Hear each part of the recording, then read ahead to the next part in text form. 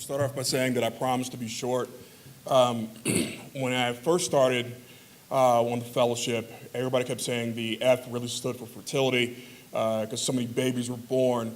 Just real quick, if you either had a child or conceived a child while you were on the while you were a health policy scholar, will you please stand up?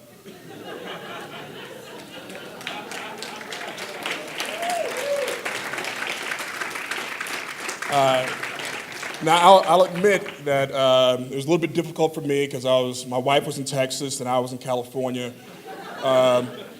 So it disrupted practice quite a bit. And boy, did I love practice. But what I've come to understand all the time being here is the F really stands for family.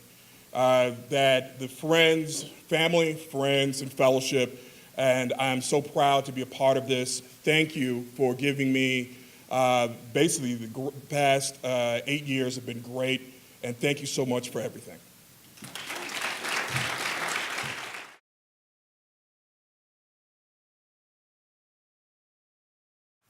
Well, that's sort of tough to follow up. I want to first say thank you for bringing me in this family. My 2 years at Michigan were amazing. Being part of the Robert Wood Johnson Foundation and the program have been just an amazing part of my life. I wouldn't have been able to do the work on mental health that I've done without this program, that's for sure. And I think I have learned and benefited from all of you, so thank you for all of that. With the rest of my time, and with the attention of some very important people here, I want to pitch just a wild proposal. So Lori spoke yesterday of the pre-doctoral program that's starting this year. If I had been at Penn State long enough to have students, I would have already recommended them to this program. But she's also spoke of the various ways to continue to support and recognize the alumni of the program. So I know for one that if I'd been brought into this family as a graduate student, this conference would have been extraordinarily helpful. So my wild pitch is this. I ask, could we transform this conference into something new? So I think everyone that's gone through this program in some way has benefited immensely from the discussions, feedback on papers, the networking opportunities, and I'm sure a number of collaborations that have stemmed specifically from this meeting.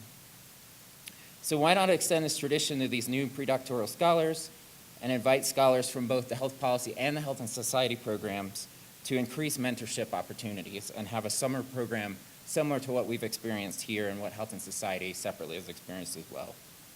I believe extending these benefits to the new young scholars and continuing to help and support us old scholars would help bridge us all to a culture of health. So thank you all for your attention, and thank you again for letting me be part of this program.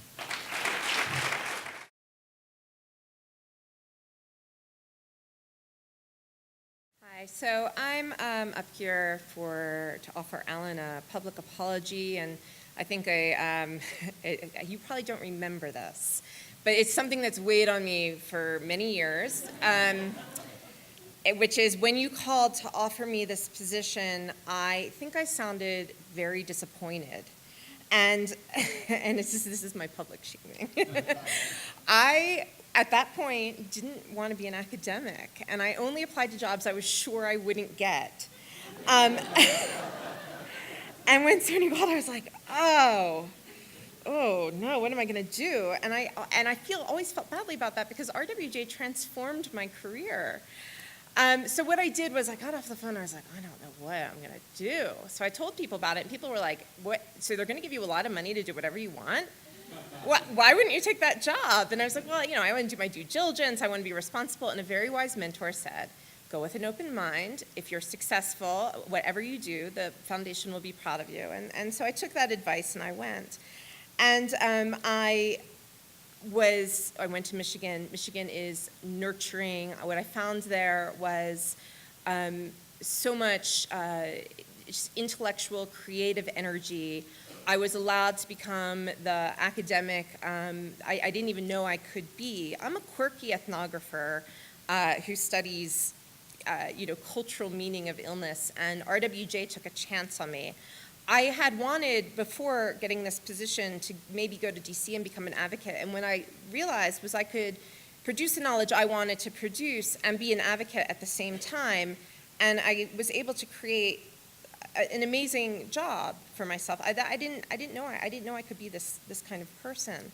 And so RWJ gave me that, and I suspect I'm not the only person for whom RWJ had this effect. So I want to thank from the bottom of my heart RWJ for allowing me this transformative experience, and I hope, as I think many of you also hope, that I am making the foundation proud. Thank you very much.